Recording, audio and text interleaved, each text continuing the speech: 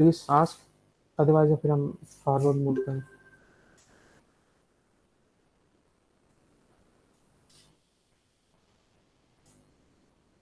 Any question? Sir ये जो discrete structures हैं, जी जी। इसमें ये सिर्फ इंटीजर्स ही होते हैं, ऑब्जेक्ट्स? देखिए बेसिकली यहाँ पे हम यूज़ करेंगे जो हमारे पास जो बेसिक बिल्डिंग ब्लॉक्स हैं, वो यहाँ पर होंगी प्रोपोजिशंस। ठीक है, तो इंटीजर्स एक एग्जांपल है इसकी। तो हमारे पास इंटीजर्स के अलावा भी चीज़ें होंगी। फॉर एग्जांपल मेरे पास यहाँ पे एक सेंटेंस है, तो हमारा जो टास्क होगा, जो हम आज और नेक्स्ट लेक्चर में सीखेंगे, वो ये कि अगर आपके पास एक इंग्लिश सेंटेंस है, उस इंग्लिश सेंटेंस से हम उसको डिस्क्रीट मैथमेटिक की लैंग्वेज में कैसे लिखते हैं, यानी कि हमने उससे एक प्रोपोजिशंस बनाएंगे। जब हम उसको हाँ। एज ए सिंबल्स जब हम उसको एज ए सिंबल्स बना लेंगे, फिर हम उसके साथ तमाम डिस्क्रीट मैथमेटिक्स में जो ऑपरेशंस यूज होते हैं वो यूज करेंगे। Okay, thank you. ठीक है, तो अभी हम इस पे जाते हैं। पहले हम एक बेसिकली हमारे पास डिस्क्रीट मैथ की थोड़ी सी वोकेबलरी आ जाए, तो फिर हमें ऐसा ऐसा चीज़ें अंडरस्टैंड होनी शुरू हो जाएंगी। क्योंकि जब भी आप कोई नया टॉपिक स्टडी करते हैं, तो हमारे पास उसकी जो प्री डिफाइंड चीज़ें होती हैं, उसको पहले समझना बेहतर है। तो जो सबसे पहली चीज़ हमारे पास है डिस्क्रीट मैथमेटिक्स में, वो लॉजिक। तो लॉजिक बेसिकली हमारे पास क्या है कि किसी चीज़ को प्रूव करना यूजिंग रीजनिंग। आप अगर लीनियर सिंपल लीनियर इक्वेशन भी सॉल्व करते हैं, x+3=5, तो उसमें हम नेक्स्ट स्टेप में कैसे मूव करते हैं कि क्योंकि इक्वेशन है, तो दोनों साइड्स पे अगर सेम नंबर ऐड या सब्ट्रैक्ट करते हैं तो इक्वेशन सेम रहती है। तो हमने एक उसका एक रीज़न प्रोवाइड की, इसका मतलब है कि हमने उसको नेक्स्ट स्टेप पे मूव कर लिया। तो जो बेसिक चीज़ है हमारे पास, वो यहाँ पर है लॉजिक। तो अगर हम सीरीज ऑफ रीजनिंग यूज़ करें, मैथमेटिकल रीजनिंग यूज़ करें, तो हम कहते हैं हम यूजिंग लॉजिक इस चीज़ को प्रूव कर रहे हैं। तो लॉजिक की हमारे पास डिफरेंट एग्जांपल्स हैं, एप्लीकेशंस हैं। कंप्यूटिंग मशीन्स हैं, या आपके पास सर्किट डायग्राम्स होती हैं, कंप्यूटर सर्किट्स होते हैं। तो अक्सर फिजिक्स में भी जो हम बर्गर अलार्म्स या डिफरेंट चीज़ें यूज़ करते हैं, फ्लूड का जो फ्लो है उसके लिए हम यूज़ करते हैं एंड गेट और गेट। तो लॉजिक जो है वो वहाँ पे भी यूज़ होती है। और इसी तरह आर्टिफिशियल इंटेलिजेंस के जब हम हमारे पास दो वेज हैं, हमारे पास दो पाथ्स हैं, तो समटाइम्स हमारे पास चॉइस होती है कि अगर हम फर्स्ट पाथ चूज़ करें, तो सेकंड वाला जो है एक्सक्लूड हो जाना चाहिए। तो उसमें भी हमारे पास लॉजिक यूज़ होती है। तो इसके अलावा डाटा साइंस में और क्रिप्टोग्राफी, ऑटोमेटा थ्योरी, और इन सब में, और जितनी भी प्रोग्रामिंग लैंग्वेजेस हैं वो सारी बेस करती हैं आपकी डिस्क्रीट मैथमेटिक्स के टॉपिक्स पे। तो अभी हम जो थ्रू आउट दिस कोर्सेज हम बहुत सारी ऐसी नई चीज़ें करेंगे जो समटाइम्स आप एज एक्सपीरियंस समझते आई हैं, लेकिन यहाँ पे हम उसको मोर फॉर्मली और टू द पॉइंट उसको डिस्कस करेंगे। एक छोटी सी एग्जांपल है, इंटर में आपने एक थ्योरम पढ़ा होगा, prove that square root 2 is a irrational number. तो उसके प्रूफ, कुछ प्रूफ्स हम डायरेक्ट करते हैं, कुछ प्रूफ्स हम कंट्राडिक्शन यूज करते हुए करते हैं। तो प्रूफ की टेक्निक्स भी होती है, जो आगे हम पढ़ेंगे upcoming mid term, first mid term के बाद। ये 5 तरह की प्रूफ टेक्निक्स होती हैं, किस तरह की सिचुएशन में कौन सी टेक्निक अप्लाई करते हैं, इसकी भी हमारे पास एग्जाम्पल्स होंगे। तो अब प्रूफ क्या है? प्रूफ ये है कि अगर हमारे पास सीरीज ऑफ आर्गूमेंट्स है, और वो जो सीरीज ऑफ आर्गूमेंट्स हैं, अगर हमारे पास एक वैलिड उसका रिजल्ट मिल रहा है, तो हमारे पास है इट इज़ अ प्रूफ। तो किसी भी चीज़ को करेक्ट मान लेने या वैलिड मानने के लिए हमारे पास एक सीरीज ऑफ आर्गूमेंट्स होने चाहिए। तो हम कहते हैं अगर सीरीज ऑफ आर्गूमेंट्स आ जाते हैं, तो हम कह देते हैं कि एक जो फैक्ट है, it has been proved. Different theorems हैं। तो अभी हम इसको, इस प्रूफ वाले पार्ट को जस्ट लीव कर देते हैं अदर लेक्चर्स के लिए, और हम डिस्कस करते हैं इसकी इसकी जो डिफरेंट टेक्निक्स हैं। जैसे मैंने बताया, डायरेक्ट प्रूफ्स होता है, इनडायरेक्ट प्रूफ होते हैं, कंस्ट्रक्टिव प्रूफ्स होती हैं, और कंट्राडिक्शंस बाय कंट्राडिक्शन प्रूफ्स होते हैं, बाय कॉन्ट्रापॉजिटिव प्रूफ्स होते हैं। इस वजह हमारे पास टेक्निक्स हैं प्रूफ की।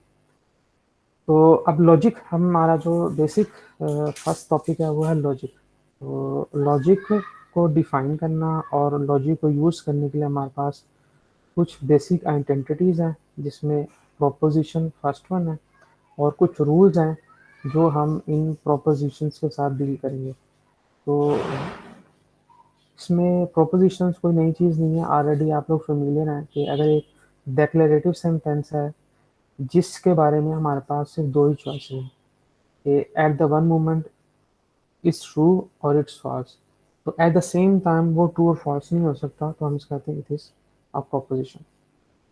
तो अगेन मुझे आप लोगों की पार्टिसिपेशन भी चाहिए। अगर आपका कोई क्वेश्चन है तो बताएं, अदरवाइज फिर हम आगे मूव करें।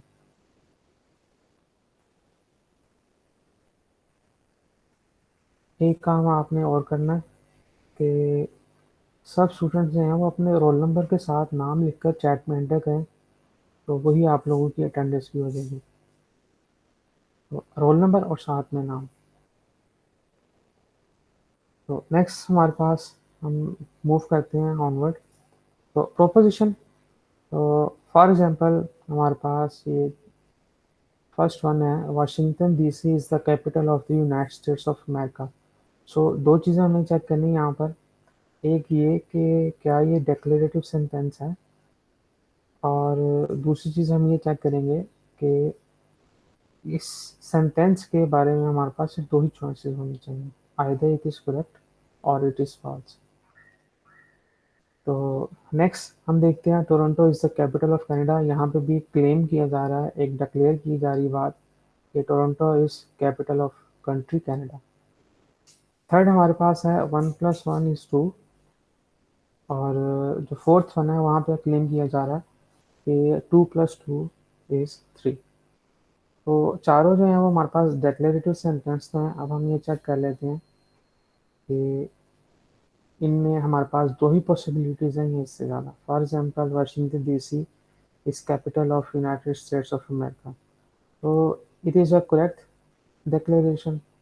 तो हमारे पास जो इसकी ट्रूथ वैल्यू है वो हमारे पास ट्रू होगी। So yes, it is a proposition. Toronto is the capital of Canada. Toronto is not capital of Canada, so it is false. Truth value of this sentence is false. So it is also a proposition. और third one हमारे पास है कि sum of 1 and 1 is true. So yes, it is true. So इसकी जो truth value है it is true. It is also a proposition. और fourth one हमारे पास है कि sum of 2 with 2 is 3. So sum of 2 with 2 is 4, not 3. So it's false, and we can say that it has truth value false. So ये भी हमारे पास proposition है। अब हम कुछ एग्जांपल्स देख लेते हैं जिनमें हमारे पास हम चेक करेंगे it is proposition or not. So for example, what time is it? यहाँ पे हमारे पास डेफिनेटली किसी चीज़ के बारे में नहीं पता है, यहाँ पे कुछ मिसिंग है जिसके बारे में एड्रेस किया जा रहा है। तो यहाँ पे हो सकता है कि ये ट्रू भी हो सकता है ये फॉल्स भी हो। एक तो ये डिक्लेरेटिव नहीं है, तो ट्रू फॉल्स तो हम ना भी चेक करें फिर भी ये प्रोपोजिशन नहीं है। और सेकंड हमारे पास है रीड दिस केयरफुली, अगेन जिस चीज़ के बारे में कहा जा रहा है वो मिसिंग है, तो it is not declaration of something, तो ये तो प्रोपोजिशन नहीं है। अब थर्ड वन में हमारे पास x+1=2। अब यहाँ पे क्लेम तो किया जा रहा है कि सम ऑफ टू नंबर इज़ 2, लेकिन वो जो नंबर है वो नंबर इज़ नॉट डेफिनेट। तो अगर हम यहाँ पर x की वैल्यू 1 सब्स्टिट्यूट कर दें तो ये सेंटेंस है वो ट्रू हो जाएगा, लेकिन अगर हम x की वैल्यू अदर देन 1 सब्स्टिट्यूट करें तो ये फॉल्स भी हो सकता है। तो एट द सेम टाइम हमारे पास x की वैल्यू पर इसकी ट्रूथनेस और फॉल्सनेस डिपेंड कर रही है। It mean this is not a proposition. इसी तरह फोर्थ वन में भी हमारे पास एटलीस्ट वन वेरिएबल होता तो भी ये प्रोपोजिशन नहीं होती। तो may be it is declarative, but इसकी जो ट्रूथ वैल्यूज हैं वो at the same time different है। तो these are examples of not proposition. So if someone have question, please ask.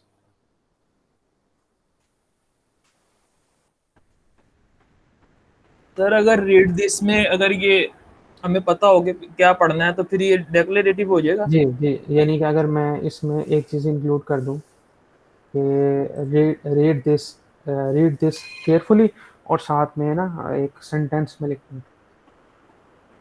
ठीक है? तो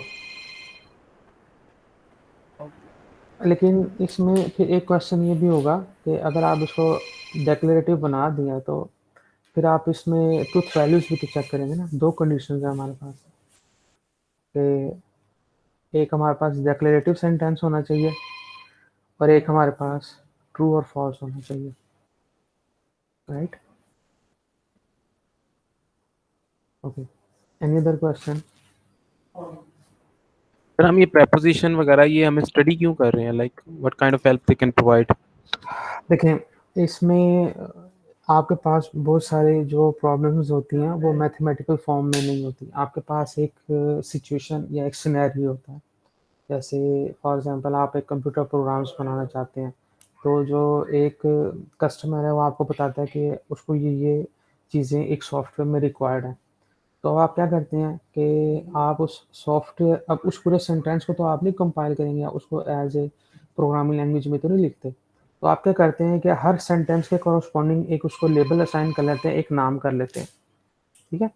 तो जैसे फॉर एग्जांपल आप एक प्रोग्राम बना रहे हैं सी लैंग्वेज में और आप ये सब आप कैलकुलेट करना चाहते हैं सम ऑफ टू नंबर्स।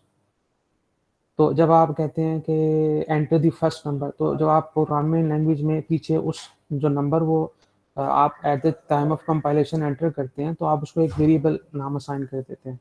इसी तरह जब आप उस पर आस्क करते हैं कि एंटर द सेकंड नंबर, तो उस नंबर को आप सेव कर लेते हैं एक सेकंड वेरिएबल के नाम से।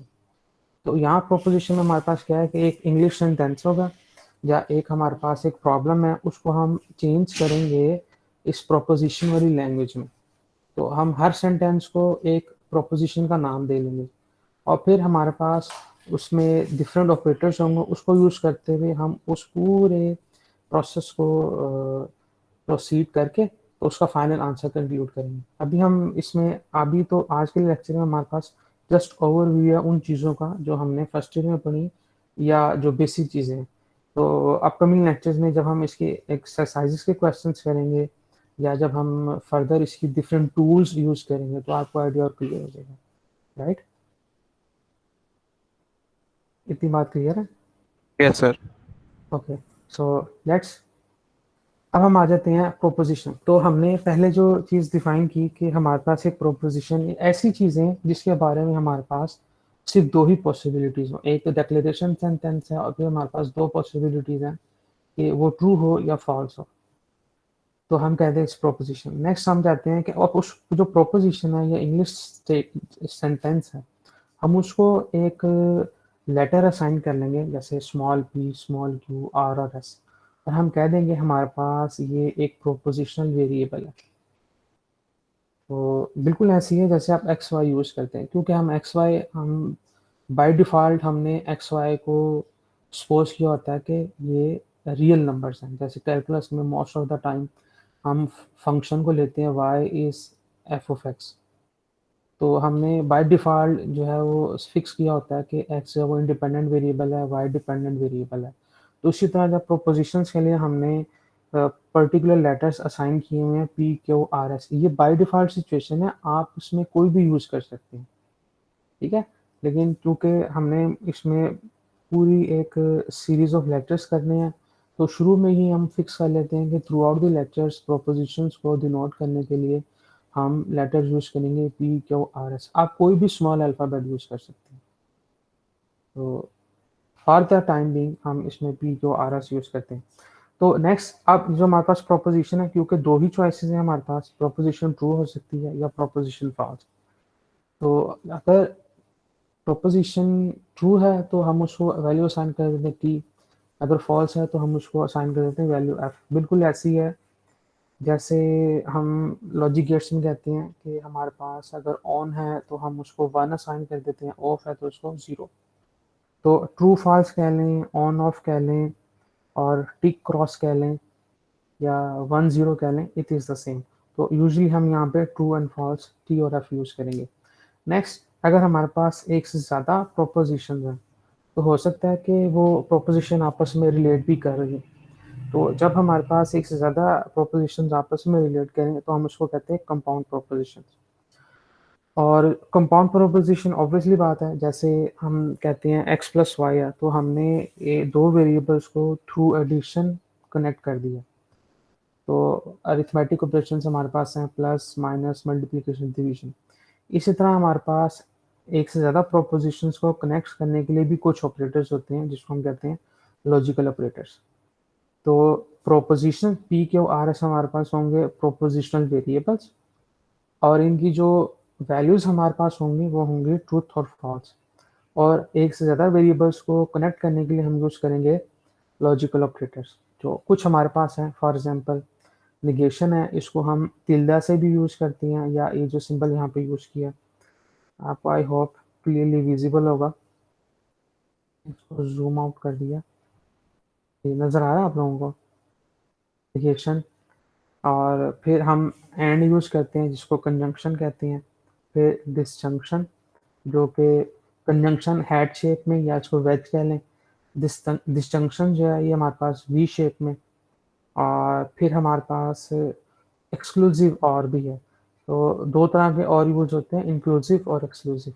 जो डिसजंक्शन है वो बेसिकली इंक्लूसिव और है, और जो ये प्लस और जिसके राउंड हमने सर्कल किया हुआ है इसको हम कहते हैं एक्सक्लूसिव और। तो अभी इन 2 और 3 स्लाइड्स में हम देखेंगे कि इन दोनों में क्या डिफरेंस है।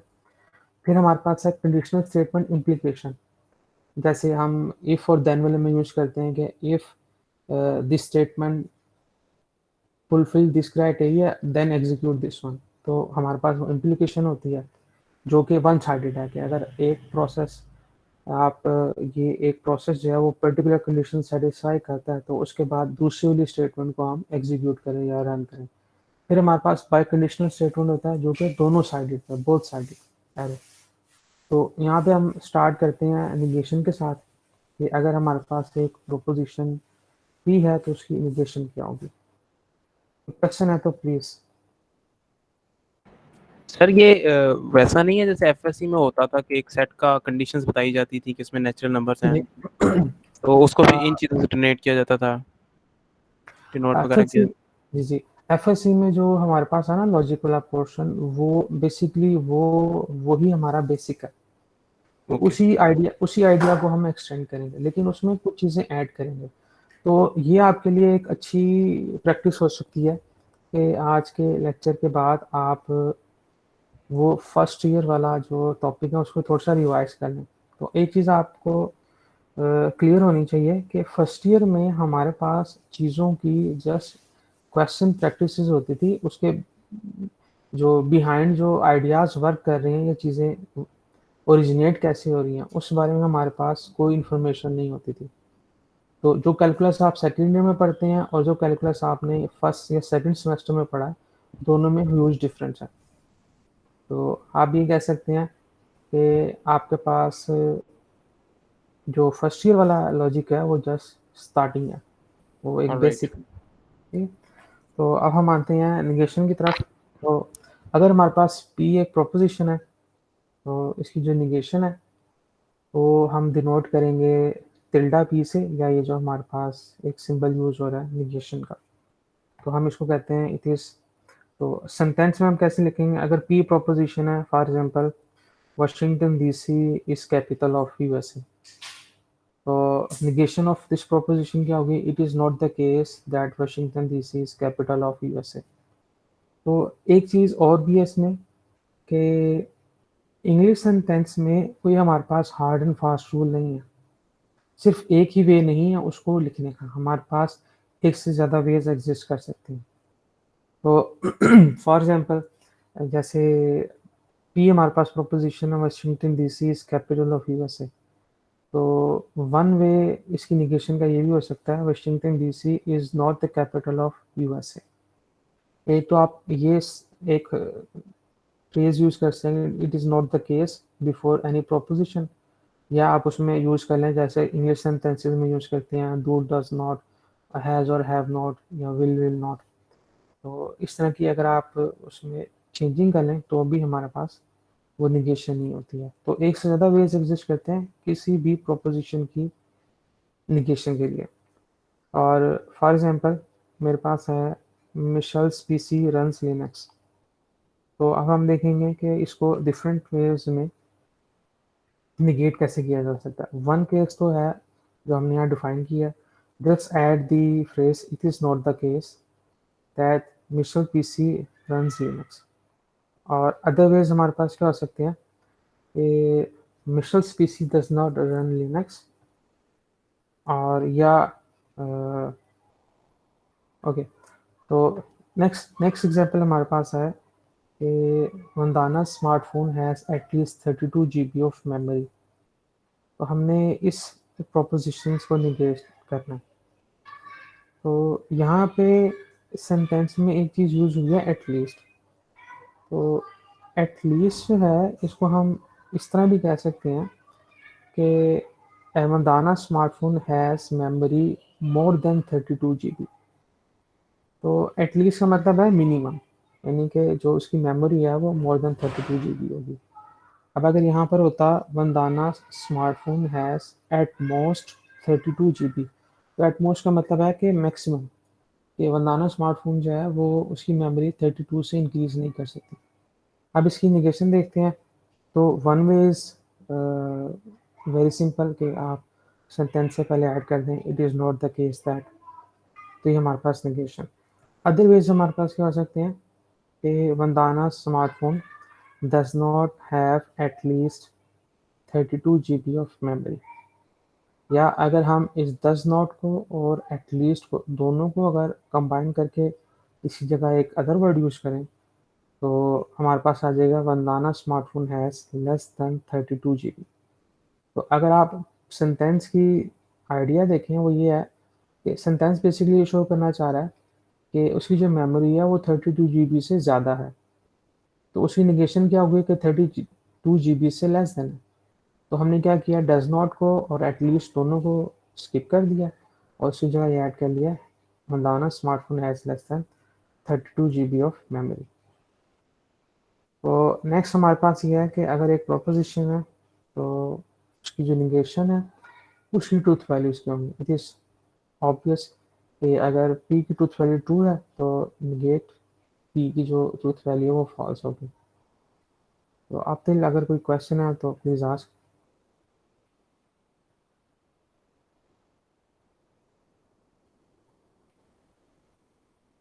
वेरी सिंपल चीज़ें हैं, अभी तो जस्ट एक ओवरव्यू है। नेक्स्ट हम आ जाते हैं कंजंक्शन पर। तो कंजंक्शन या समटाइम्स हम इसको कहते हैं एंड। तो दो प्रोपोजिशंस को हम using and logical operator connect करते हैं। तो सिंबॉलिकली इसको लिखते हैं एक वेज, आप कह लें कि एक हैड की शेप में। सो पी एंड क्यू। तो क्वेश्चन ये है कि आपके पास अगर दो प्रोपोजिशंस हैं तो उसकी ट्रूथ वैल्यूज से हैं उसकी कंजंक्शन की ट्रूथ वैल्यूज क्या होंगी। यहाँ पे एक चीज़ और भी है कि आपके पास एक प्रोपोजिशन के लिए दो चॉइसेस हैं, ट्रू और फॉल्स। तो अगर आपके पास दो प्रोपोजिशंस होंगी तो उनके लिए कितनी चॉइसेस हैं। पी के लिए भी दो चॉइसेस हैं और क्यू के लिए भी दो चॉइसेस हैं। तो दो अगर प्रोपोजिशंस हैं तो ओवरऑल हमारे पास 2 टाइम्स 2 4 पॉसिबल चॉइसेस हैं। तो इसी तरह अगर हम इसमें तीन प्रोपोजिशंस ले लेते हैं पी क्यू एंड आर, तो पी के लिए भी दो चॉइसेस हैं ट्रू फॉल्स, क्यू के लिए भी दो चॉइसेस हैं ट्रू फॉल्स, और आर के लिए भी दो चॉइसेस होंगी ट्रू फॉल्स।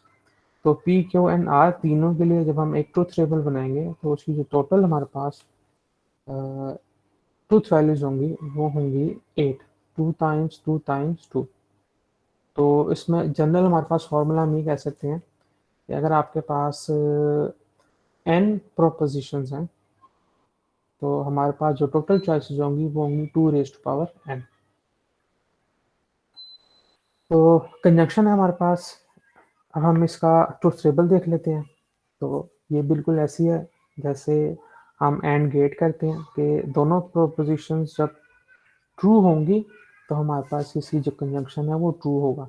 अगर कोई एक भी फॉल्स है तो हमारे पास इसकी ट्रूथ वैल्यू जो है वो फॉल्स आएगी। तो अगर दोनों ही फॉल्स हैं तो it means it is both false. इसको हम ऐसे भी सपोज कर सकते हैं जैसे फ्लूट के गेट्स होते हैं कि अगर हमारे पास पी और क्यू दोनों गेट्स हैं और पी एंड क्यू एक गेट है, तो अगर पी में से भी वाटर फ्लो होगा, क्यू में से वाटर फ्लो होगा, दोनों में से वाटर फ्लो होगा तो उसकी कंजंक्शन में से पास करेगा, अदरवाइज वो फ्लो पास नहीं करेगा। थर्ड वन हमारे पास है डिसजंक्शन, इसको हम सिंपली और भी कहते हैं और इंक्लूसिव और भी कहते हैं।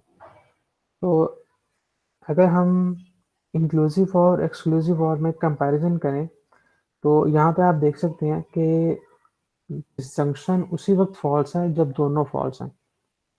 अगर पी और क्यू दोनों ट्रू हैं तो आप देखें कि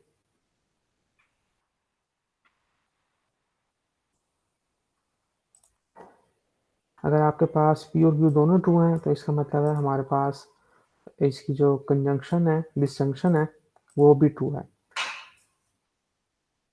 अगर पी ट्रू है, क्यू फॉल्स है तो भी ट्रू है, लेकिन अगर दोनों ही फॉल्स हैं तो हमारे पास ये फॉल्स है। लेकिन जो एक्सक्लूसिव और है, एक्सक्लूसिव और में हमारे पास एक छोटी सी रिस्ट्रिक्शन है कि दोनों में से दोनों at the same time true नहीं हो सकते और फॉल्स नहीं हो सकते। तो इंक्लूसिव और एक्सक्लूसिव और में एक छोटा सा डिफरेंस है, वो ये इंक्लूसिव और में जब तक दोनों फॉल्स नहीं हो जाते ये ट्रू रहता है, लेकिन एक्सक्लूसिव और में दोनों में से कोई एक तो ट्रू और फॉल्स हो सकता है, लेकिन दोनों at the same time true और फॉल्स नहीं हो सकते। तो हम इसका टेबल देख लेते हैं। तो सिंबल हम यूज करते हैं प्लस और उसको सर्कल किया हुआ है। यहाँ पे आप देखें पी और क्यू दोनों ट्रू हैं तो इसकी जो ट्रूथ वैल्यू है वो फॉल्स है, और जब दोनों फॉल्स हैं तब भी ये फॉल्स है।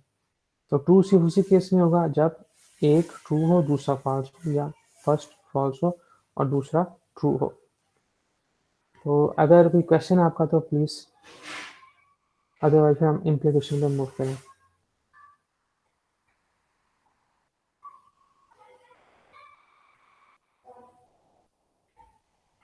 No question? No sir. अच्छा, मुझे अगर किसी स्टूडेंट की आवाज़ नहीं आएगी तो मैं प्रिज्यूम करूंगा कि सब स्टूडेंट्स जो हैं वो एब्सेंट हैं। मैं नाम लेके पूछूं स्टूडेंट से?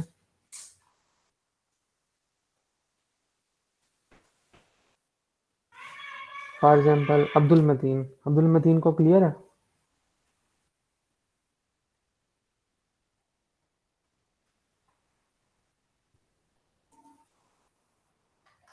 मुझे अब्दुल मतीन की आवाज़ नहीं आई।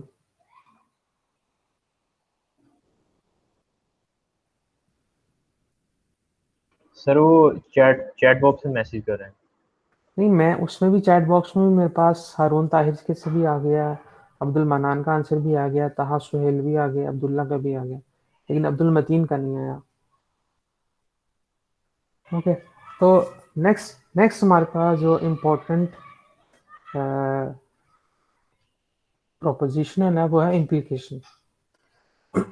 तो इम्प्लीकेशन बेसिकली बहुत ही इम्पोर्टेंट टॉपिक है। आप अगर डिस्क्रीट, ये जो हमारे पास कोर्स है डिस्क्रीट स्ट्रक्चर, इसमें 50 to 60% जो डीलिंग है वो हमारे पास इम्प्लीकेशन की है, और इसकी बहुत सारी डिफरेंट फॉर्म्स हैं।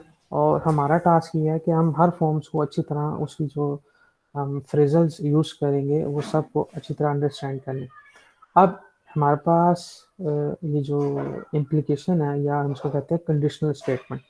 कंडीशनल स्टेटमेंट इसलिए भी कहते हैं क्योंकि अगर आप देखें, जब आप प्रोग्राम्स में लिखते हैं कि फॉर एग्जांपल अगर आपने एक प्रोग्राम बनाया है स्टूडेंट्स के ग्रेड्स बनाने के, पास और फेल करने के लिए, तो हम एक कंडीशन लगा लेते हैं कि अगर मार्क्स वाला वेरिएबल जो है वो मोर देन 40 है फॉर एग्जांपल, तो आप पास प्रिंट कर दें, और अदरवाइज जो है उसमें फेल प्रिंट कर दें। तो आपके पास जो प्रिंट वाला है वो थ्रू सम कंडीशन जो है वो एग्जीक्यूट होगा। तो ये जो कंडीशनल स्टेटमेंट है, नाम से ही हमारे पास है कि अगर पी कंडीशन होल्ड करती है तो फिर हमने क्यू कंडीशन को एग्जीक्यूट करना। तो इसको हम प्रोपोजिशनल वे में ऐसे लिखते हैं, पी एक एरो, जो उसको हम इम्प्लाइज भी पढ़ते हैं, सो पी इम्प्लाइज क्यू, सो पी एरो क्यू। और समटाइम्स हम इसको कहते हैं इफ पी देन क्यू। तो हम इसका टेबल देखते हैं, फिर हम देखेंगे कि इसकी जो डिफरेंट फॉर्म्स हैं इंग्लिश सेंटेंसेस में वो क्या है। तो P implies Q में P हमारे पास है हाइपोथेसिस या प्रेमिस और एंटीसीडेंट, और Q हमारे पास है कंक्लूजन या कॉन्सिक्वेंस। तो अपकमिंग जो हमारे पास क्वांटिफायर्स वाला टॉपिक होगा, क्वांटिफायर्स और डिफरेंट सिंबल्स वाला, उसमें हम बात करेंगे in terms of hypothesis and conclusions.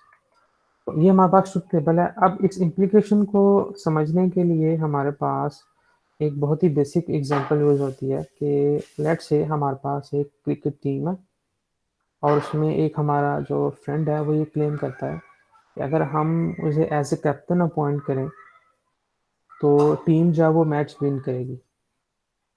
तो अब हमारे पास जो पी है वो ये है कि हम उसको एज ए कैप्टन अपॉइंट करते हैं, और क्यू हमारे पास प्रोपोजिशन है कि टीम जो है वो मैच विन करेगी।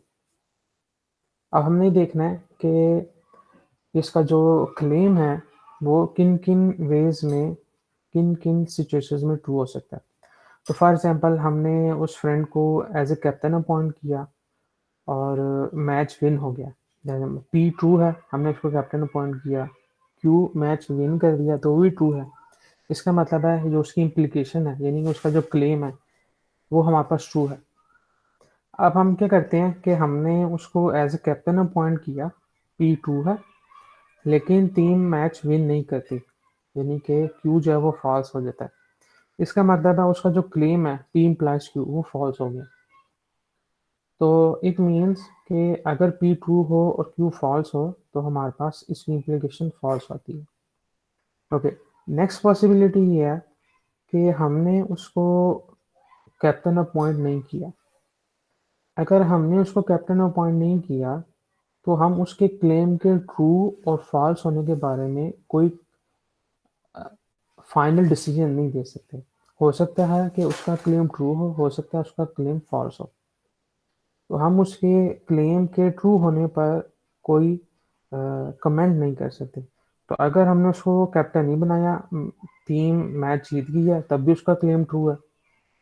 और अगर हमने उसको कैप्टन अपॉइंट नहीं किया और टीम मैच हार गई है, तब भी हम उसके क्लेम को फॉल्स तो नहीं कह सकते। इसका मतलब है कि इम्प्लीकेशन में आप 100% श्योर क्लेम के बारे में उसी वक्त हो सकते हैं फॉल्स होने के, जब पी ट्रू हो और क्यू फॉल्स हो। तो रादर देन कि आप चारों ऑप्शंस को जेन में रखें, आप सिर्फ ये जेन में रखें कि इम्प्लीकेशन फॉल्स उसी वक्त होती है जब पी ट्रू हो और क्यू फॉल्स हो।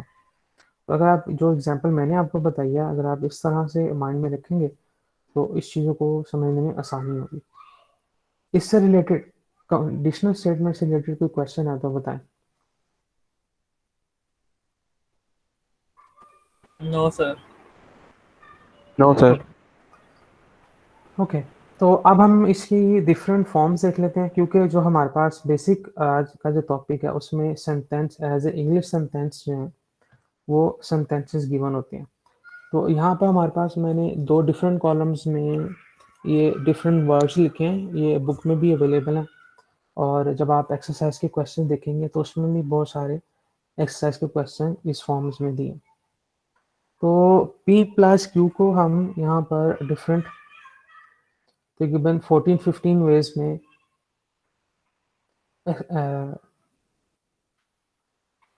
लिख सकते हैं। फॉर एग्जांपल जो इजीएस्ट वे हैं, जो मोस्ट कॉमन यूज है वो है इफ P देन Q, या अदर वे हमारे पास है P इम्प्लाइज Q। तो एक चीज़ ध्यान में रखनी है कि ये वाले और ये वाले, ये दोनों डिफरेंट हैं। यहाँ पे मैंने इसको, इस वाले को, ये वाले सेपरेट एक कॉलम है और ये वाला एक सेपरेट कॉलम है। तो for example if p then q, if p q then उसमें से ओमिट कर दिया, और p is sufficient for q. तो इसका एक और भी है, p is sufficient for q, या अदर वे में हम इसको कह सकते हैं q is necessary for p. अब आप देखें कि यहाँ पर सेंटेंस लिखने में क्यू पहले यूज हो रहा है, लेकिन इम्प्लाइज ही फिर भी पी इम्प्लाइज क्यू ही करेगा। तो ये थोड़ी सी ट्रिक्स हैं, ये थोड़ी सी कंफ्यूजन्स है, ये आप इसको रीड करें, इसके सेंटेंसेस बनाएं तो आपको क्लियर हो जाएगी। तो P is sufficient for Q, Q is necessary for P। इसी तरह हमारे पास यहाँ पर है कि Q whenever P या Q when P, और एक डिफरेंस आप ये दे सकते हैं इसमें, if P Q और Q if P। तो यहाँ आप देखें कि if P Q में मेरे पास if स्टार्टेड में है तो P implies Q है। अब अगर उसी P उस if को मैं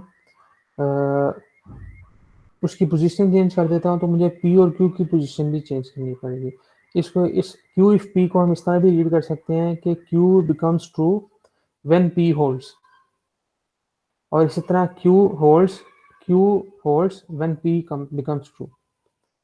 तो और इसमें जो सबसे एक डिफरेंट और सबसे जो इम्पोर्टेंट हमारे पास रिप्रेजेंटेशन है वो है ये वाली, Q unless not P। तो आप लोग मतलब इसको आप इस तरह अंडरस्टैंड कर सकते हैं जैसे हम लैंग्वेजेस में करते हैं कि एक कंडीशन तो हम ये लगाते हैं कि if marks are greater than 40, greater than equal to 40, then print पास।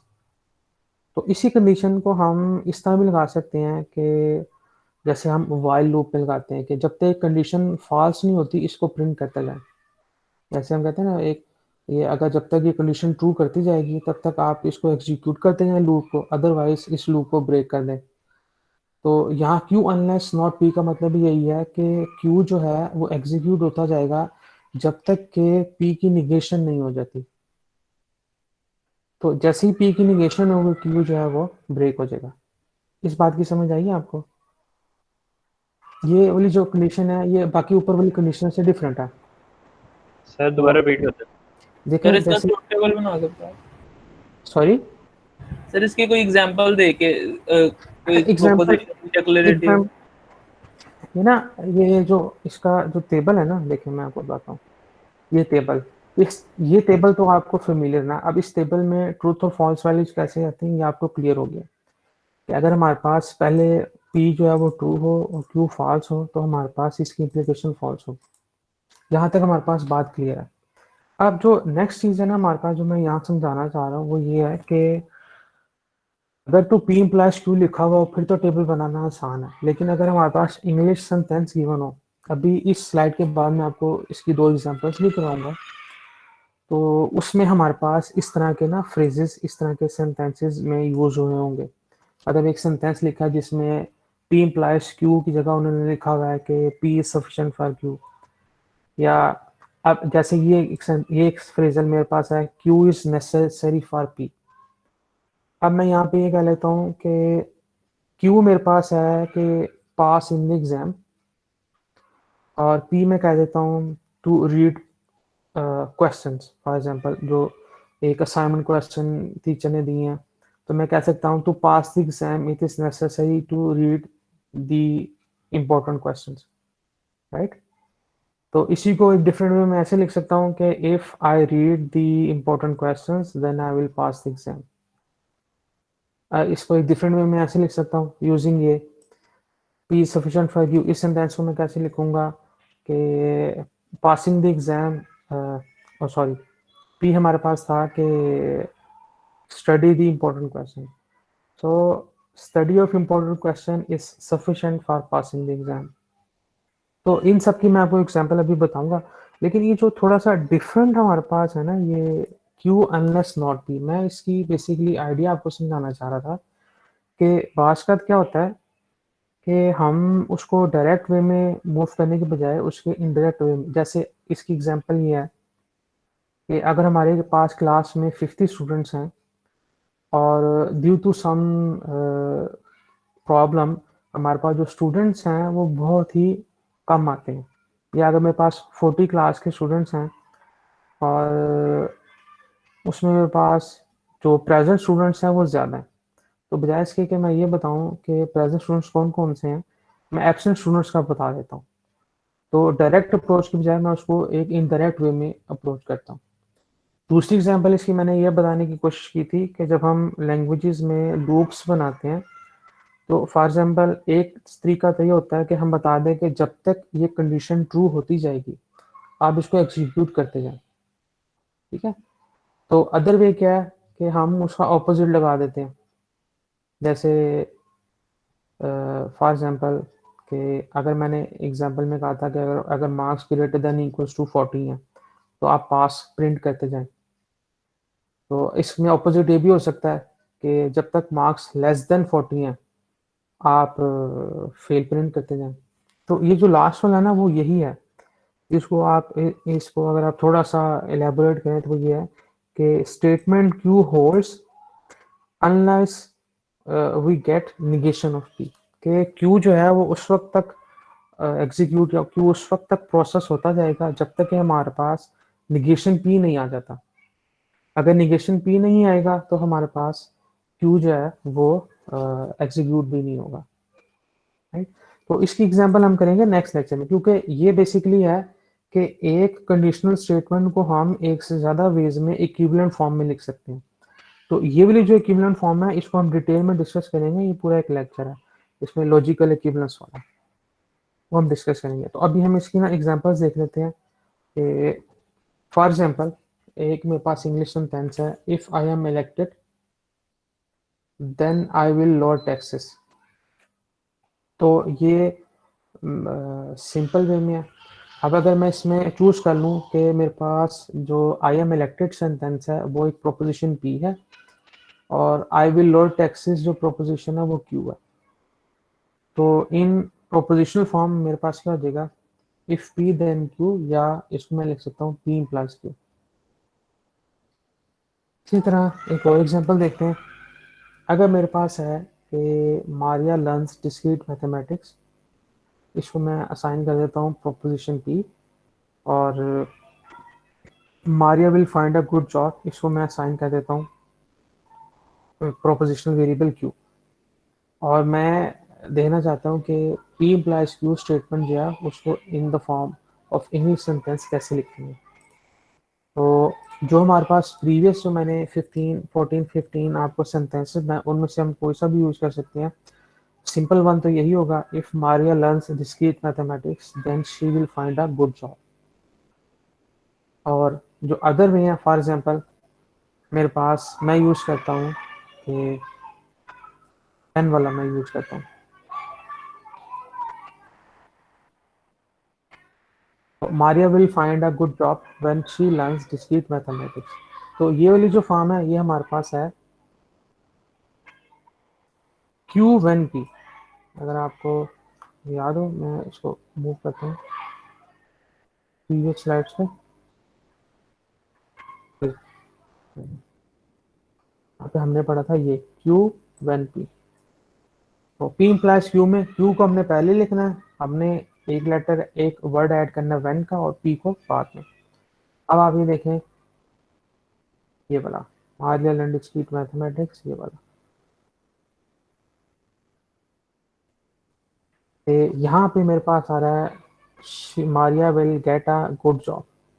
जब मैंने व्हेन यूज किया तो मैंने गुड जॉब वाला सेंटेंस जो है वो स्टार्ट में लिख दिया, और जो फर्स्ट वाला था कि मारिया लर्न डिस्क्रीट मैथमेटिक्स ये मैंने एंड पे लिख दिया।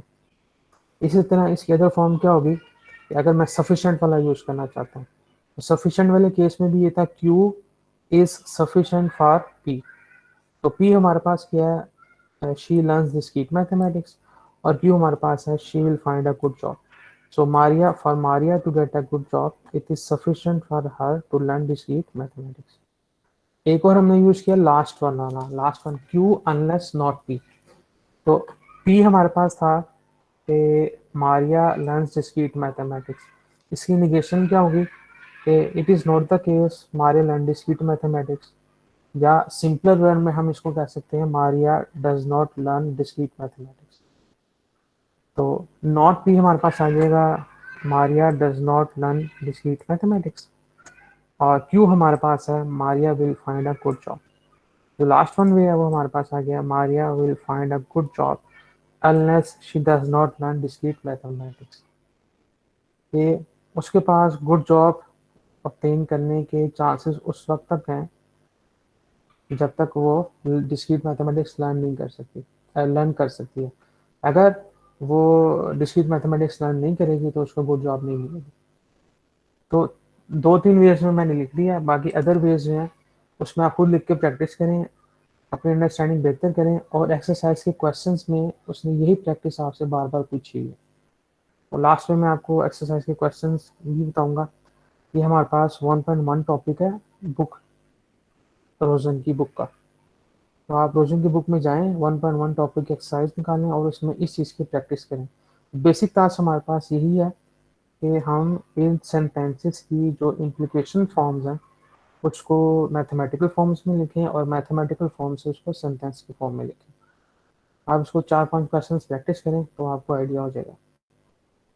और अगर कोई क्वेश्चन है तो please ask. No sir. Okay, तो अब हम देखते हैं यहाँ पे जो अदर हमारे पास चीज़ें इन्वॉल्व हैं इम्प्लीकेशंस के साथ, उसकी डिफरेंट फॉर्म्स हैं, और ये चीज़ें हम यूज़ करते हैं थ्योरम्स को प्रूफ करने में भी। कन्वर्स हो गया, इन्वर्स हो गया, कॉन्ट्रापॉजिटिव हो गया। तो कन्वर्स, इन्वर्स और कॉन्ट्रापॉजिटिव क्या है? अगर हमारे पास इम्प्लीकेशन है P इम्प्लाइज Q, तो हम इसके साथ कन्वर्स बना सकते हैं। अब इस कन्वर्स में क्या होता है? कन्वर्स में हम इसको ऐसे कह सकते हैं कि आपने लास्ट पॉइंट से बैक मूव करना। तो इन अदर वेज हम कह सकते हैं, अगर हम P और Q की जो P और Q का जो रोल है उसको अगर स्विच कर दें तो हमारे पास कन्वर्स आ जाता है। तो अगर P इम्प्लाइज Q है, इसमें मैं हाइपोथेसिस और कंक्लूजन को चेंज कर देता हूँ, Q इम्प्लाइज P कर देता हूँ, इट इज कन्वर्स। इन्वर्स में क्या होता है कि हमने उस प्रोपोजिशंस के जो हाइपोथेसिस हैं और कंक्लूजन है उसको निगेट कर देना। तो P इम्प्लाइज Q है, इसका इन्वर्स होगा not P implies not Q। और जो थर्ड वन है वो हमारे पास है Contra positive. Contra positive basically composition है कन्वर्स और इन्वर्स की। तो कॉन्ट्रा पॉजिटिव में क्या करेंगे? सबसे पहले उसका कन्वर्स लेंगे, यानी कि हाइपोथेसिस और कंक्लूजन को स्विच करेंगे। P इम्प्लाइज Q है, तो इसका जो कन्वर्स होगा वो होगा Q इम्प्लाइज P। पहले हमने इसको कन्वर्स कर दिया, फिर हम इसको निगेट कर देते हैं। तो P इम्प्लाइज Q से कन्वर्स क्या होगा? Q implies P। जब उसको निगेट करेंगे तो हमारे पास आ जाएगा not Q implies not P। तो कॉन्ट्रा पॉजिटिव क्या है कि कन्वर्स एंड देन इनवर्स। अब यहाँ पे एक चीज़ है जिसको हम फर्दर आगे भी जस्टिफाई करेंगे। एक चीज़ यहाँ पे आपकी अंडरस्टैंडिंग बेहतर बनाने के लिए और आपकी आसानी के लिए ये है कि जो बातें हम डिस्कस कर रहे हैं आप उसका ट्रुथ टेबल बना लें। एक P इम्प्लाइज Q लें, P इम्प्लाइज Q में हमारे पास 4 पॉसिबिलिटीज़ होती हैं, और हमने देखा था P इम्प्लाइज Q सिर्फ उसी वक्त फॉल्स होगा जब हमारे पास P ट्रू हो और Q फॉल्स हो। तो आप क्या करें कि P इम्प्लाइज Q का टेबल बनाएं, उसमें आप 3 कॉलम्स और ऐड करें। एक कन्वर्स का, Q इम्प्लाइज P का, दूसरा इन्वर्स का, not P implies not Q का, और तीसरा कॉलम आप ऐड करें not Q implies not P का। तो इन तीनों कॉलम्स की वैल्यूज को आप कंपेयर करें 1 बाय 1 P इम्प्लाइज Q से। तो इसका ट्रूथ टेबल बनाना, ये आपकी छोटी सी आप होमवर्क कह लें या आप इसको क्लास वर्क कह लें, या आपका छोटा सा एक्सरसाइज है। या आपने इसका टेबल बनाना है इम्प्लीकेशन का, कन्वर्स का, इन्वर्स का और कॉन्ट्रा पॉजिटिव का। इसका टेबल बनाएं और उसमें कंपेयर करें इनकी ट्रूथ वैल्यूज। तो जब आप इसकी ट्रूथ वैल्यूज कंपेयर करेंगे तो आपके पास इम्प्लीकेशन की ट्रूथ वैल्यूज और कॉन्ट्रा पॉजिटिव की ट्रूथ वैल्यूज दोनों सेम होंगी। और इसी तरह जो कन्वर्स की ट्रूथ वैल्यूज हैं और इन्वर्स की ट्रूथ वैल्यूज हैं वो भी हमारे आपके पास सेम होंगी। इसका मतलब ये है कि हम कह सकते हैं कि जो contrapositive of a implication है it is same as implication, और जो कन्वर्स ऑफ इम्प्लीकेशन है वो भी आपको सेम चीज़ डिपिक्ट करता है एज इन्वर्स ऑफ इम्प्लीकेशन। तो इसको हम फर्दर आगे भी पढ़ेंगे, जिसमें हम कहेंगे कि एक इम्प्लीकेशन या एक प्रोपोजिशनल स्टेटमेंट की इक्विवेलेंट फॉर्म्स कौन सी हो सकती है। जो अभी हमने पीछे देखा था वो देखा था डिफरेंट सेंटेंसेस के थ्रू। अगर इस तरह के फ्रेजेस यूज करते हैं तो वो जो 14-15 सेंटेंसेस थे वो सारे के सारे हमारे पास एक ही चीज़ शो करते हैं, पी इम्प्लाइज क्यू। तो अगर आपके पास क्विज है या असाइनमेंट है या आपके पास एग्जाम में कोई क्वेश्चन आ जाता है, तो उसमें इम्प्लीकेशन वाले क्वेश्चन ऐसे नहीं होगा इफ पी देन क्यू, बल्कि उसमें वो जो हमने फ्रेजेस देखे थे 14-15 उनमें से भी कोई फ्रेज यूज किया जा सकता है। तो आप उसकी प्रैक्टिस कर लें ताकि आपको एग्जाम्स और क्विज़ में आसानी हो। तो फिर बाद में हम देखेंगे कि प्रोपोजिशनल को एज ए मैथमेटिकल सिंबल्स में जब लिखते हैं तो उसकी इक्विवेलेंट फॉर्म्स क्या होती हैं। अभी एक टास्क आपका ये है कि आपने इसका टेबल बनाना है, implication, converse, inverse, counter positive का, और उनकी ट्रूथ वैल्यूज आपस में कंपेयर करनी है। तो यहाँ पर हम एक एग्जांपल कर लेते हैं, एक स्टेटमेंट ले लेते हैं, और अब हमने क्या करना है कि इसके कन्वर्स फाइंड करने हैं, इनवर्स फाइंड करनी है, काउंटर पॉजिटिव। तो यहाँ पे आप देखो कि सेंटेंस है the home team means when ever it is raining. तो यहाँ पर जो हमने फ्रेज यूज किया है वो है क्यू वेन एवर पी। तो आसानी के लिए हम क्या करते हैं, इसको इसकी सिंपलेस्ट फॉर्म में लिख लेते हैं। तो क्यू वेन एवर पी का मतलब ये है, हमारे पास ये इम्प्लीकेशन है पी इम्प्लाइज क्यू। तो अगर किसी स्टूडेंट को, ओके मैं आपको, ये जस्ट एक अनग्रेडेड होमवर्क है। तो यहाँ पे ये जो हमने सेंटेंस लिखा है, जो हमारे पास एग्जाम्पल है कि the home team means when ever it is raining, ये हमारे पास है क्यू वेन एवर पी वाली। तो इसके कन्वर्स, इनवर्स, काउंटर पॉजिटिव बनाने के लिए आसानी हमारे पास उस वक्त हो सकती है अगर हम इसको एक सिंपलेस्ट फॉर्म में लिखें। तो सिंपलेस्ट फॉर्म हमारे पास यही है, इफ पी देन क्यू। तो इसकी जो सिंपलेस्ट फॉर्म है वो हमारे पास आ जाएगी, if it is raining then home team wins. अगर यहाँ तक किसी स्टूडेंट्स को कोई चीज़ क्लियर नहीं है तो काइंडली आप क्वेश्चन पूछें। अब मैं फिर एक रैंडमली एक स्टूडेंट को कॉल करता हूँ, मैं उससे पूछता हूँ। तो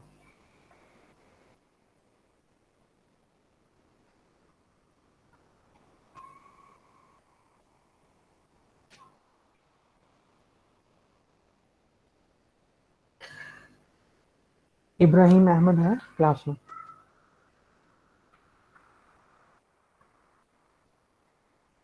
इब्राहिम अहमद,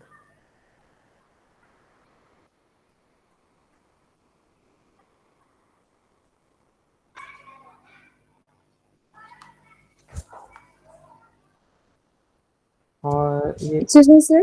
जी जी सर इस सेंटेंस को हम इस तरह से भी तो कर सकते हैं, it rains whenever the home team is winning. मैंने आपसे कहा कि इसके हमारे पास 14-15 डिफरेंट सेंटेंसेस इक्विवेलेंसेस हैं, तो आप इसको किसी में भी लिख सकते हैं ना। तो क्वेश्चन इजी कब होगा, जब आप उसको इफ पी देन क्यू वाली फॉर्म में लिख लें, क्योंकि ये सिंपल स्ट्रक्चर है इसका। ठीक है, आप इसकी डिफरेंट फॉर्म्स ये भी कर सकते हैं कि the home team wins unless it is not raining, वो जो मैंने लास्ट वाला बताया था, क्यू अनलेस नॉट पी। तो यही सेंटेंस ओके ऐसे भी लिखा जा सकता है, the home team means unless it is not raining.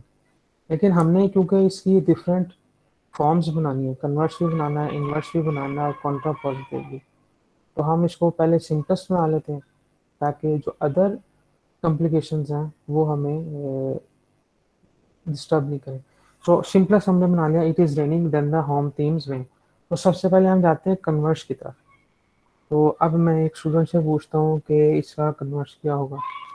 Okay, तो मेरे पास है मरियम सलमान। मरियम है, मरियम बताएंगी कि इसका कन्वर्स क्या होगा।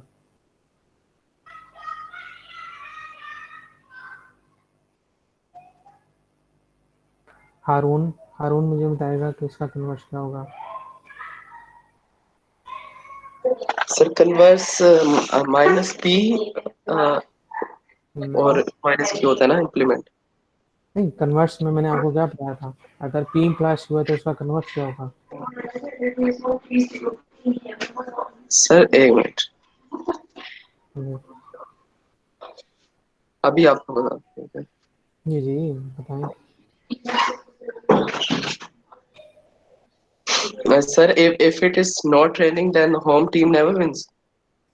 नहीं, ये आपने इन्वर्स बताया, मैं कन्वर्स की बात कर रहा हूँ। कन्वर्स का मतलब है कि हमने उसके हाइपोथेसिस और कंक्लूजन को स्विच करना।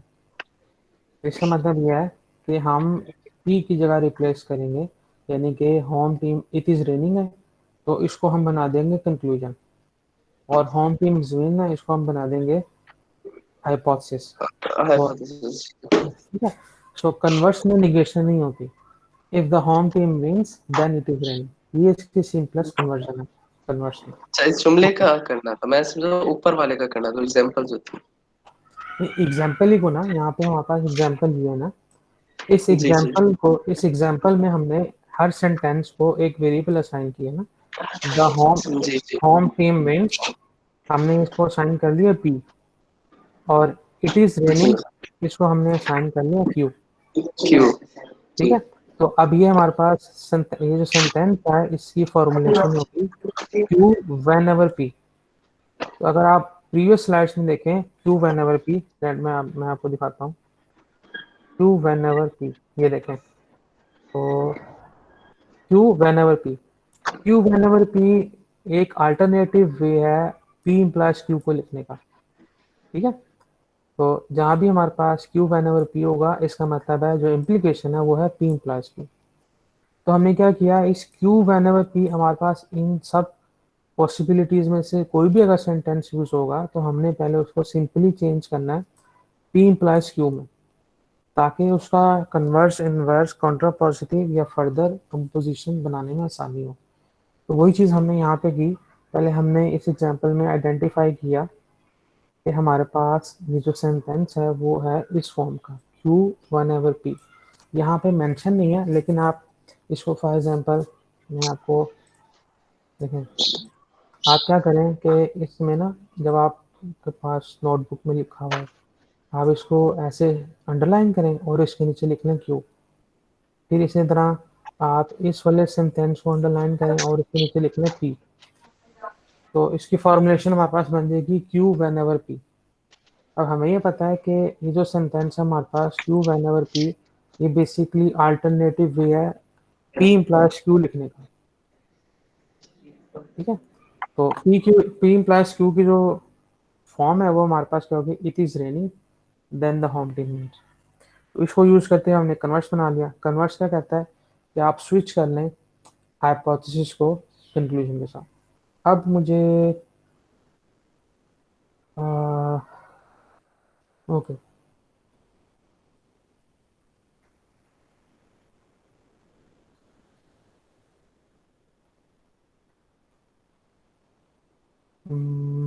ये किंजा है या कुंजा शाहिद, ये मुझे बताएंगे कि इसका इन्वर्स क्या होगा।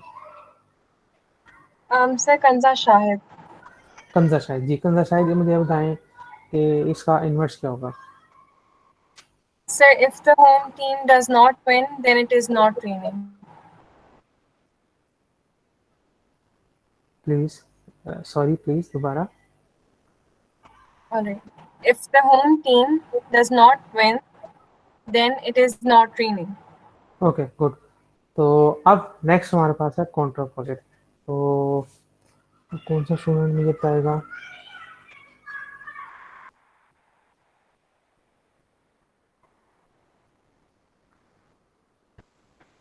मैं बता देता हूँ। आपका नाम जैन। मिर्जा जैन, मिर्जा ओके जैन। ओके, चलिए जैन आप बताएं इसका कन्वर्स कॉन्ट्रापोजिटिव क्या होगा। If the home team does not wins, then it is not raining. Very good. तो ये एक सिंपल सी एग्जांपल थी। इस तरह के क्वेश्चंस आपके एक्सरसाइजेस में भी हैं, तो आप उन क्वेश्चंस को काइंडली प्रैक्टिस करें ताकि आपकी अंडरस्टैंडिंग बेहतर हो। और जो सेंटेंस के अल्टरनेटिव वेज हैं इंग्लिश वाले, जो क्यू वैन एवर पी वाला, इस तरह के, इनकी भी प्रैक्टिस करें ताकि जब आपके पास क्विज में या एग्जाम्स में क्वेश्चंस हों तो आपकी कंफ्यूजन ना हो। ओके, तो नेक्स्ट हमारे पास है एक छोटी सी, मैंने एग्जांपल्स और की है इन टर्म्स ऑफ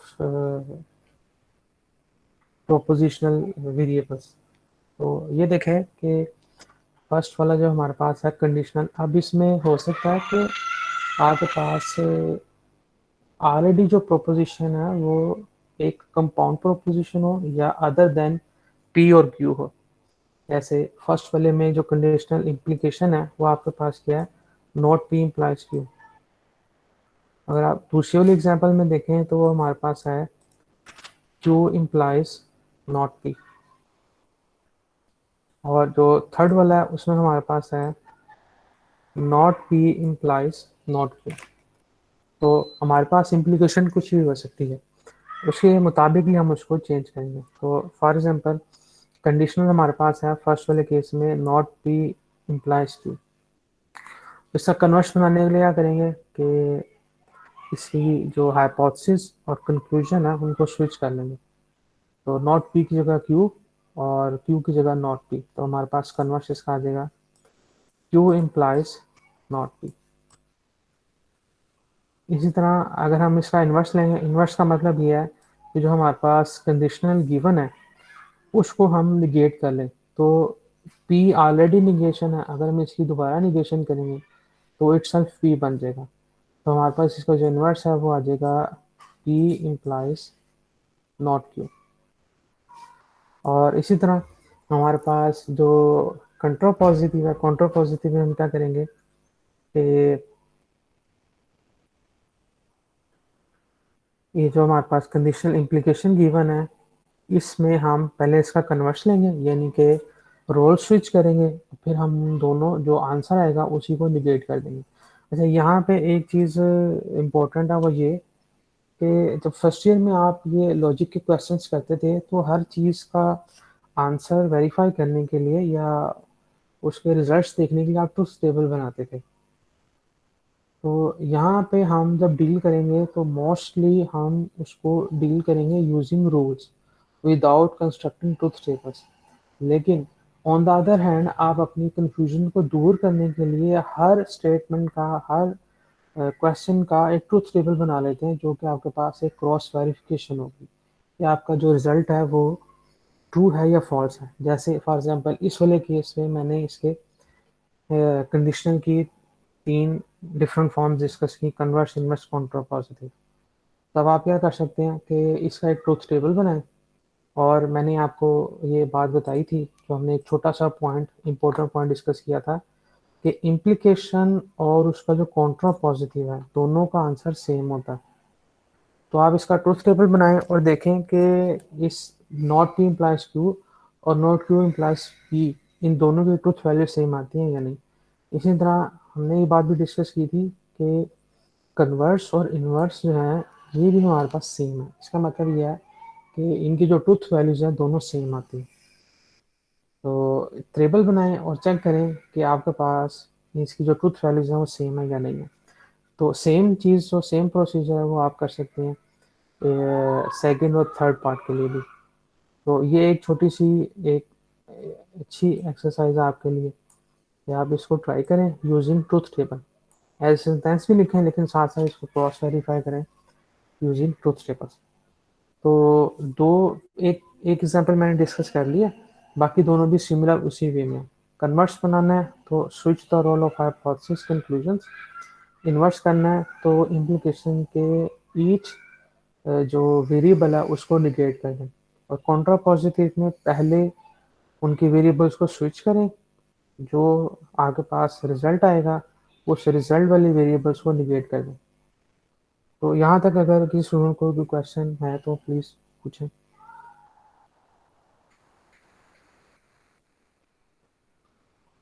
क्लियर है सर। ओके, तो हमने ये कंडीशन स्टेटमेंट कर ली है। अब जो नेक्स्ट हमारा टारगेट होगा वो होगा इक्विवेलेंट प्रोपोजिशंस।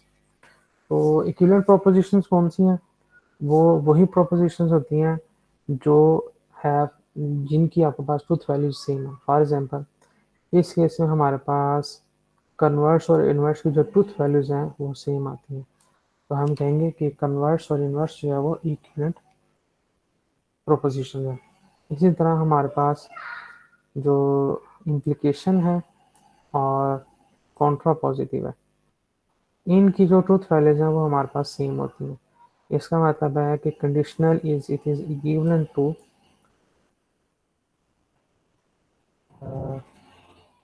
implication और contrapositive दे आर इक्विवेलेंट। तो इस चीज़ की जो प्रॉपर हमारे पास फॉर्म है वो हम नेक्स्ट लेक्चर में डिस्कस करेंगे। तो छोटी सी एग्जांपल मैंने यहाँ पे दे दिया, आप इन एग्जांपल्स के ट्रूथ टेबल्स बनाएं, क्रॉस वेरीफाई करें, और हमारे पास 1.1 टॉपिक में इसी से रिलेटेड एक्सरसाइज के क्वेश्चंस भी हैं। तो उसमें भी आप ट्रूथ टेबल्स बनाएं और चेक करें कि एक प्रोपोजिशन जो है वो बाकी दूसरे के इक्विवेलेंट है या नहीं। कोई क्वेश्चन है, कोई आपने पूछना है तो मुझे बताएं, अदरवाइज फिर हम ये क्लास क्लोज करते हैं और नेक्स्ट क्लास फिर थर्सडे पर शायद हमारी। सर काइंडली ट्रूथ टेबल कैसे बनाएंगे ये बता दें आप। ट्रूथ टेबल यूजुअली आप तो उससे फेमिलियर हैं, लेकिन चलिए मैं आपको आइडिया दे देता हूँ। फॉर एग्जांपल अगर हमारे पास प्रोपोजिशन हैं, लेट्स से पी है, ठीक है, तो इसमें आपको थोड़ा सा प्रॉब्लम होगी क्योंकि मेरे पास कोई पेन तो नहीं है या वाइट बोर्ड तो नहीं है जिसमें मैं इजीली लिख लूँ। लेकिन अगर आपके पास फॉर एग्जांपल एक प्रोपोजिशन पी है, तो हमें पता है कि प्रोपोजिशन के लिए आपके पास दो ही चॉइसेस हैं, या प्रोपोजिशन ट्रू हो सकती है या प्रोपोजिशन फॉल्स हो सकती है। इसी तरह अब अगर मेरे पास एक अदर प्रोपोजिशन जो है वो लेट से क्यू है, तो हम क्यू के लिए भी मेरे पास दो चॉइसेस हैं। तो लेट से मैं चूज करता हूँ पी हमारे पास अगर ट्रू है, अगर पी ट्रू है तो इसका मतलब ये है कि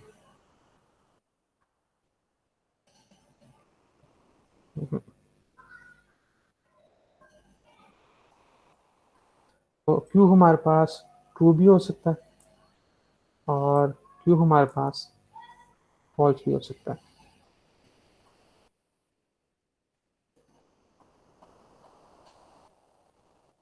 सर आपने एक एग्जांपल दी थी the home okay team wins if it is raining, अगर आप उससे ओके बता दें तो इजी हो जाएगा। ओके। आप बेसिकली मुझे आप क्वेश्चन आप बताना क्या पूछना क्या चाह रहे हैं कि जैसे टेबल मैंने बनाया था उस तरह, या जी सर, जैसे आपने टेबल बनाया था वो किस तरह बनाएंगे हम, कैसे ट्रू और किस तरह फॉल्स वगैरह। ओके। तो ये जैसे आपके पास आपने ये वाली एग्जांपल नजर आया, the home team wins whenever it is raining. तो आप क्या करें, यहाँ नीचे सॉल्यूशन में लिख लें कि इस वाले सेंटेंस को आप यूज कर लेते हैं एज ए प्रोपोजिशन पी, ठीक है, और इस वाले सेंटेंस को आप यूज कर लेते हैं एज ए क्यू। तो जब आप ट्रूथ टेबल बनाएंगे ना, वो इन टर्म्स ऑफ पी और क्यू होगा, इन टर्म्स ऑफ सेंटेंसेस नहीं होगा, राइट। तो जो in terms of P and Q जो है वो आपको पता है, आपने इंटर में बनाते रहे हैं या आपने फिजिक्स में जब लॉजिक गेट्स बनाएंगे तो भी आपने ऐसे बनाया होगा।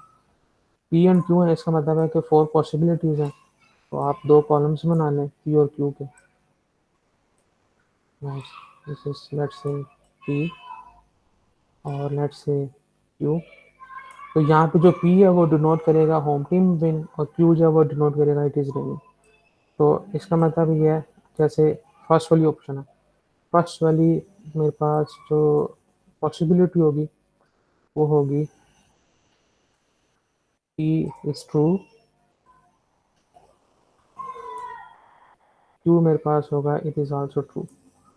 तो अब अगर मैं डिफाइन करता हूँ, let's say Q implies P। अब मैंने ये इसकी इम्प्लीकेशन वाली नहीं ली, मैंने इसकी कन्वर्स लिया Q implies P।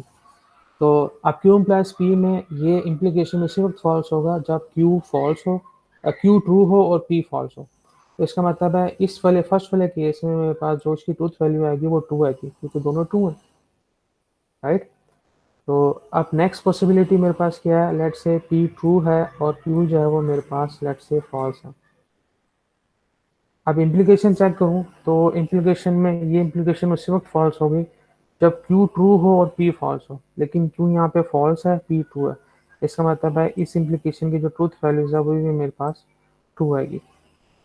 Third option क्या है कि मेरे पास P जो है वो फॉल्स है और जो Q है वो मेरे पास ट्रू है। तो इम्प्लीकेशन फॉल्स कब होगी? जब Q ट्रू हो और P फॉल्स हो। तो ये मेरे पास थर्ड वाला केस है। इसका मतलब ये है कि मेरे पास ये वाली जो ट्रूथ वैल्यू होगी थर्ड, वो मेरे पास फॉल्स होगी। और इसी तरह लास्ट वन क्या है कि मेरे पास P भी फॉल्स है और Q भी फॉल्स है।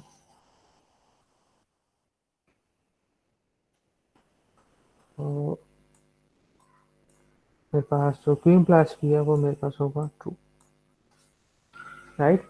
तो ये एग्जांपल जो है वो उसकी कन्वर्जन बता रही है, उसकी ट्रूथ वैल्यूज नहीं बता रही। तो हो सकता है आपको कंफ्यूजन ये हो कि ये जो आपके सेंटेंसेस हैं, ये सेंटेंसेस इसकी ट्रूथ वैल्यूज भी बता रहे हैं। ये सेंटेंसेस ट्रूथ वैल्यूज नहीं बता रहे, ये सेंटेंसेस सिर्फ उसकी फॉर्मुलेशन बता रहे हैं। ट्रूथ वैल्यूज चेक करने के लिए हमें उसका ट्रूथ टेबल बनाना पड़ेगा, right. Yes sir, thank you sir. Welcome. Okay, some other students, any question? Okay, so see you in next class on Thursday, same time 3:30 to 5. अगर आपके कोई क्वेश्चंस हैं तो आप उस नेक्स्ट क्लास पे पूछ सकते हैं, या आप टेक्स्ट कर सकते हैं इस क्लासरूम में। सर कोई होमवर्क तो नहीं है? होमवर्क आपका मैंने बताया ना, ये जो मैंने एग्जांपल्स आपको बताई है ना, इसका आप जस्ट ट्रूथ टेबल बना के चेक करें, इसकी ट्रूथ वैल्यूज कंपेयर करें आपस में कि एक प्रोपोजिशन दूसरे के इक्विवेलेंट है या नहीं।